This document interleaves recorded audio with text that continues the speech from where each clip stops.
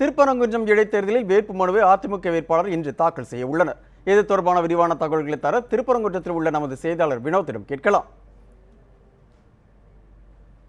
வினோத், சொல்லுங்க, திருப்பரங்குன்றத்தில் இன்று யாரெல்லாம் வேட்புமனு தாக்கல் செய்கின்றனர், அந்த பற்றிய விவரங்களை சொல்லுங்க. வணக்கம் சிவா.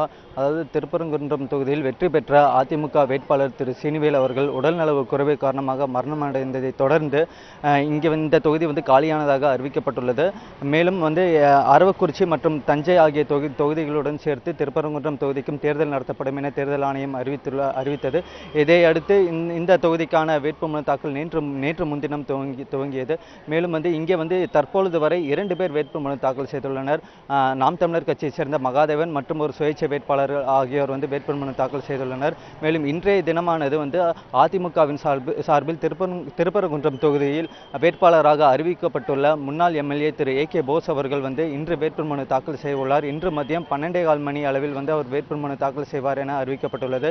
அதே போல திமுகவின் சார்பில் திருப்பரங்குன்றம் தொகுதியில் போட்டியிடும் வேட்பாளர் டாக்டர் சரவணன் அவர்கள் 31ஆம் தேதி வேட்புமனு தாக்கல் செய்ய போவதாகவும் தெரிவித்துள்ளார். இதைத் தொடர்ந்து பாஜகவின் சார்பில் வேட்பாளராக அறிவிக்கப்பட்டுள்ள திரு ஸ்ரீனிவாசன் அவர்கள் வரும் 2ஆம் தேதியும், பாமகவின் சார்பில் அறிவிக்கப்பட்டுள்ள வேட்பாளர் திரு செல்வம் அவர்கள் 1ஆம் தேதியும் வேட்புமனு தாக்கல் செய்ய போவதாக அறிவித்துள்ளனர். சிவா. வினோத், தற்பொழுது வேட்புமனு தாக்கல் நடந்து வருதுன்னு சொல்றீங்க. இந்த வேட்புமனு தாக்கல் நடைபெறும் போது என்னென்ன மாதிரியான ஆவணங்களை சமர்ப்பிக்கணும், அது மாதிரியான தகவல்களை சொல்லுங்க.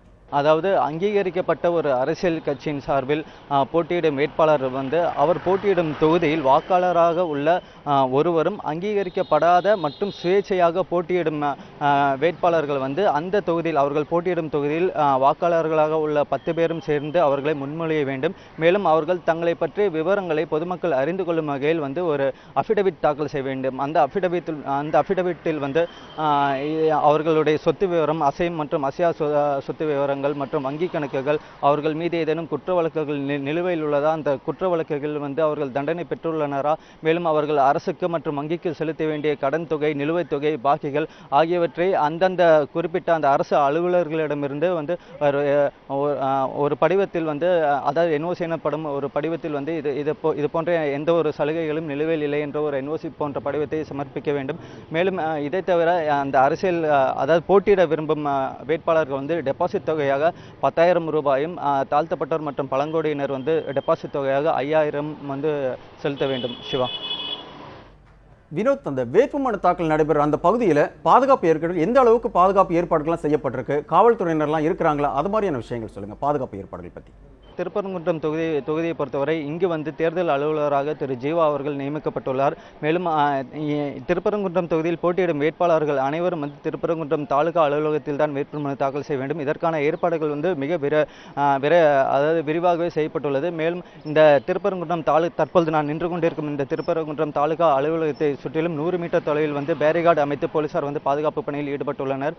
மேலும் வேட்புமனு தாக்கல் செய்ய வரும்பொழுது 3 வாகனங்கள் மட்டுமே வர வேண்டும். மேலும் அவர்களுடன் அந்த 100 மீட்டர் தொலைவிலே அந்த வாகனங்கள் நிறுத்தப்படும். மேலும் வேட்புமனு தாக்கல் செய்ய போகும் பொழுது வேட்பாளருடன் 5 பேர் மட்டுமே செல்ல வேண்டும் எனவும் அறிவுறுத்தப்பட்டுள்ளது. மேலும் இந்த திருப்பரங்குன்றம் தாலுகா அலுவலகத்தை சுற்றிலும் 5 இடங்களில் வெப் கேமரா மூலம் கண்காணிக்கப்படுகின்றது. வேட்பாளர்கள் ஏதேனும் விதிமுறைகளில் ஈடுபடுகின்றன எனவும் கண்காணிக்கப்படுகின்றது. சிவா.